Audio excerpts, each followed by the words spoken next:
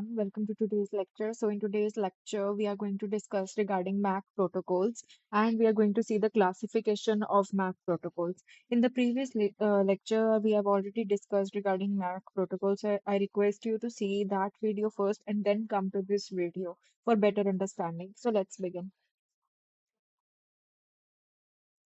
तो जैसे कि हमने मैक प्रोटोकॉल्स में पहले भी डिस्कस किया था पिछली वीडियो में, तो अगर आपने वो नहीं देखा है तो मैं रिक्वेस्ट करूंगी कि आप वो पहले देख के आए। तो हमने पहले ये डिस्कस किया था कि हमारे पास दो डिवाइसेस हैं ए एंड बी। ठीक है, तो मैक प्रोटोकॉल्स ये श्योर करते हैं कि दो डिवाइसेस के बीच में डाटा ट्रांसमिशन जो है अक्रॉस द शेयर्ड चैनल वो रिलायबल हो जाए एंड स्मूथली हो जाए। ठीक है, तो डाटा ट्रांसमिशन स्मूथली इंश्योर करता है हमारे मैक प्रोटोकॉल्स, ठीक है, across the shared communication channel. ठीक है, तो दो डिवाइसेस के बीच में हमारे पास कोई लॉस ऑफ डाटा ना हो जाए, डाटा पैकेट्स रीच कर जाए, तो ये डाटा ट्रांसमिशन स्मूथली कंडक्ट हो, तो ये मैक प्रोटोकॉल्स हमारे को इंश्योर करते थे। So now we are going to see the classification of MAC protocol. सबसे पहले आता है हमारे पास contention based protocols without reservation या फिर scheduling। तो इसमें क्या होता है कि जो बैंडविड्थ होती है वो रिजर्व नहीं होती और ये क्या करता है, गारंटी नहीं देता हमारे को। ठीक है, similarly we are having with reservation mechanisms. ठीक है, तो ये मैंने दोनों ने इकट्ठे इसलिए लिख दिया ताकि आपको लर्न करने में इजी रहे। ठीक है, तो एक होते हैं विदाउट रिजर्वेशन, एक होते हैं विद रिजर्वेशन। ठीक है, तो जो विदाउट रिजर्वेशन होते हैं उसमें बैंडविड्थ जो है वो प्रायरली रिजर्व्ड नहीं करी जाती और इसमें कोई गारंटी भी नहीं होती है। ठीक है, और उसके बाद जो कंटेंशन बेस्ड प्रोटोकॉल्स होते हैं विद रिजर्वेशन मैकेनिज्म्स, उसमें क्या होता है कि जो बैंडविड्थ है वो रिजर्व करी जाती है पहले से ही फॉर ट्रांसमिशन। ठीक है, और गारंटी भी गिवन होती है। ठीक है, फॉर एग्जाम्पल हमारे पास ये हमारा चैनल है। ठीक है, और हमारे पास कुछ नोड्स हैं जो हमारा डाटा ट्रांसमिट करना चाहती हैं।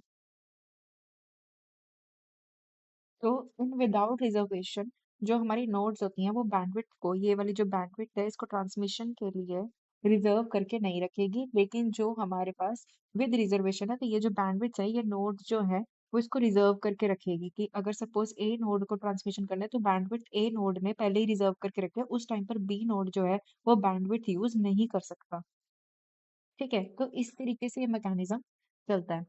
Then we are going to see contention based protocols with scheduling algorithms. तो इसमें क्या होता है कि हमारे पास डिस्ट्रीब्यूटेड शेड्यूलिंग करी जाती है, यानी कि टाइम स्लॉट्स दिए जाते हैं। जैसे कि ये मेरी बैंडविड्थ है, हमारे पास कुछ नोड्स हैं जैसे कि ए एंड बी।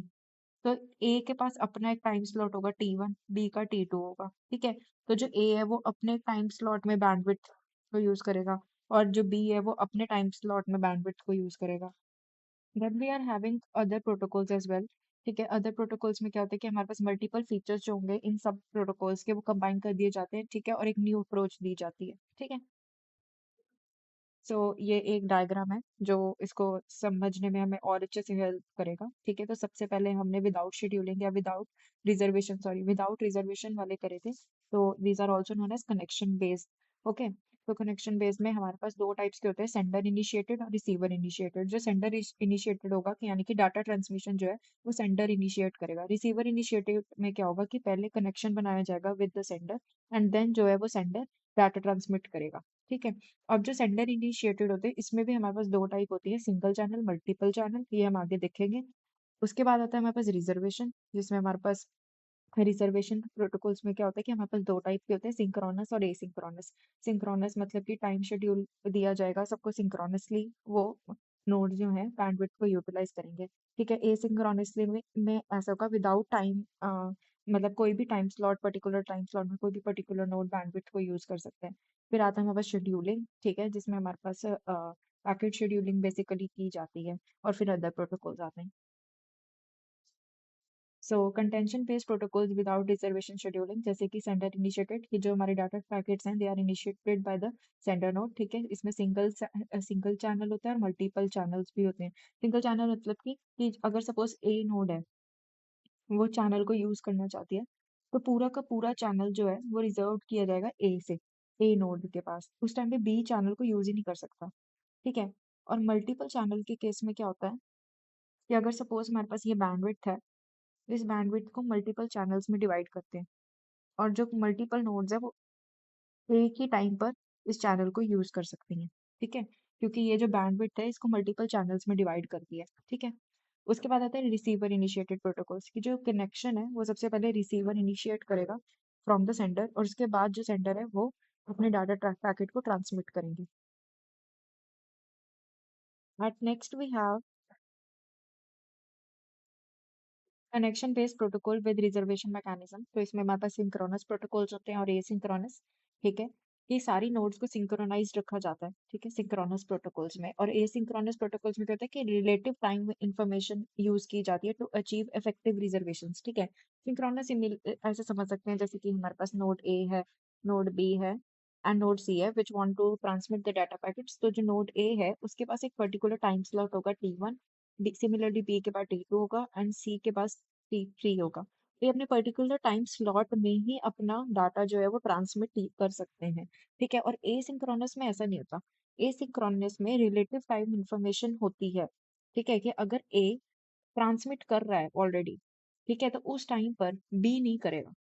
ठीक है, ऐसा नहीं होता कि कोई पर्टिकुलर टाइम स्लॉट दिया हुआ है। ठीक है, पर्टिकुलर ऐसा नहीं होता कि कोई पर्टिकुलर टाइम स्लॉट दिया, अगर ए यूज कर रहा है तो उस टाइम पे बी और सी नहीं करेंगे, क्योंकि उन्हें पता है कि ए जो है वो ऑलरेडी ट्रांसमिट कर रहा है। Next, we have connection-based protocols with scheduling mechanisms. All the nodes are treated equally and no node is get deprived of bandwidth. For example, इसमें आते हैं DPS, DWOP and DLPS. ठीक है, और उसके बाद other protocols. These MAC protocols do not strictly fall into any above category. ठीक है, तो ये जो MAC protocols हैं मतलब कि कोई भी above category में नहीं आते। ठीक है, लेकिन फीचर्स कंबाइन कर दिए गए तो इसका ये इतना इंपॉर्टेंट नहीं है, बट फिर भी ऐड ऑन करने के लिए आप लिख सकते हैं। इसमें आते हैं MAC, MCSMA and PCM RBAR. So that was all for this video. Thank you. See you in the next lecture. Bye.